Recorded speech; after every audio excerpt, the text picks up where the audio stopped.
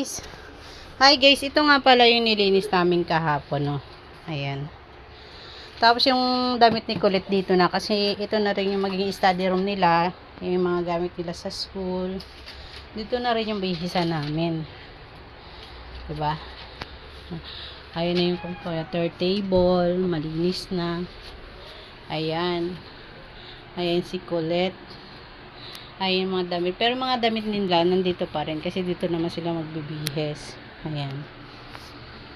Ito yung aming inayos kahapon. At yung mga bag na nakakalat, guys, ito yun.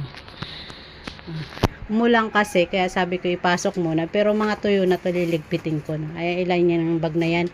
1, 2, 3, 4, 5, 6, 7. 7 na bagyang nilabhang ko kahapon. Napakadami. Ang dumi na kasi. So, ayan. Bukod pa dun sa ginagamit nila at yung gamit ng isa kong anak. So, ayan.